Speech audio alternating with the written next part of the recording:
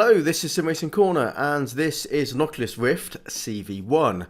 So why am I taking a look at a 5.5-year-old first generation VR headset in 2021?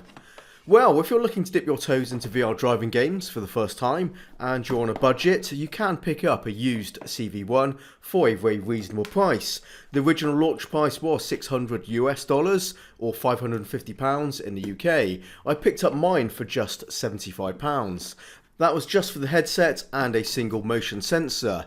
No hand controllers as they are not required for VR racing games, so that's fine for my usage here. So the first positive is a very attractive price point. Secondly, the moderate system requirements to get the CV1 up and running. Remember, this first generation headset was designed to run on PCs in 2016.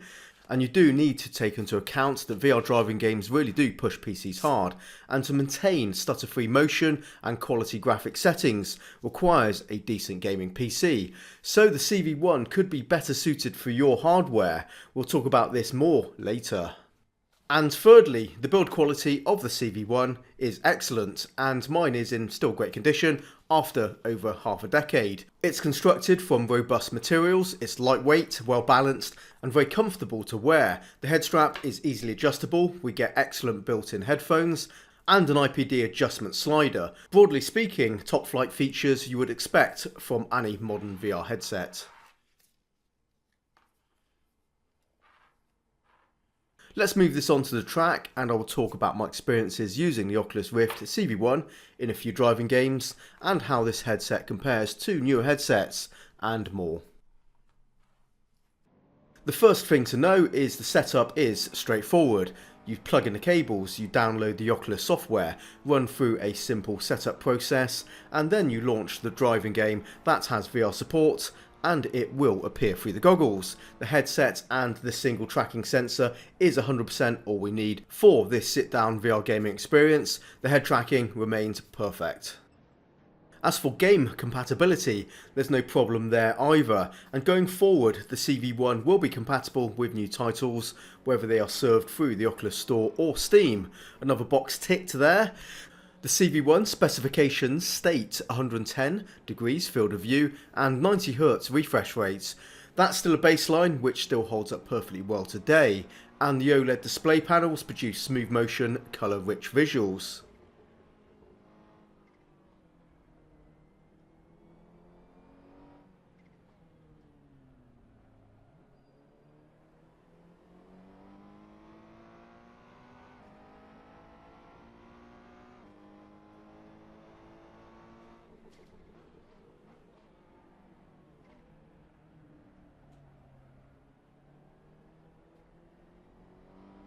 So everything so far is sounding pretty good, but indeed 5.5 years later and VR headsets have improved.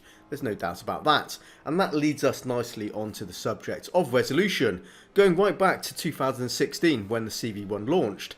If you brush away the initial excitement at that time, even at the beginning resolution was commonly cited as something people wanted to be improved in future VR headsets.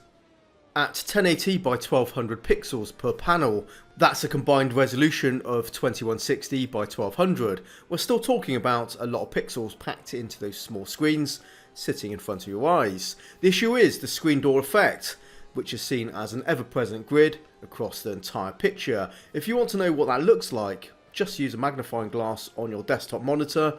The grid you can see is the space between each pixel.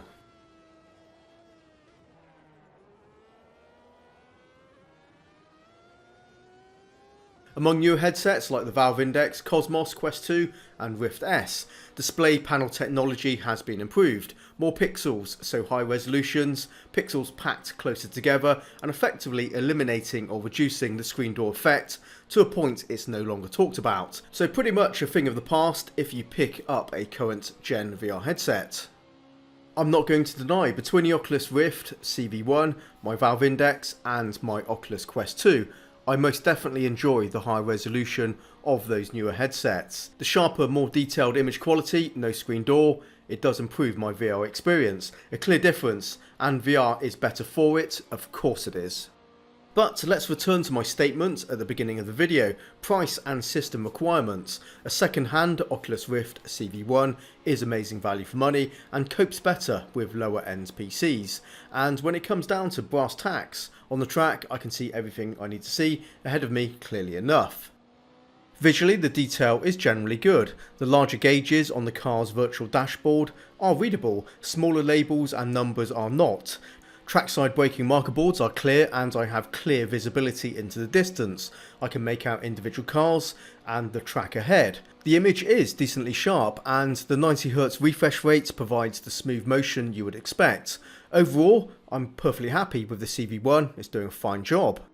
My first VR headset was the HTC Vive. It launched about the same time as the CV1, but had the advantage of shipping with the motion controllers on day one, hence that's the route I took at the time.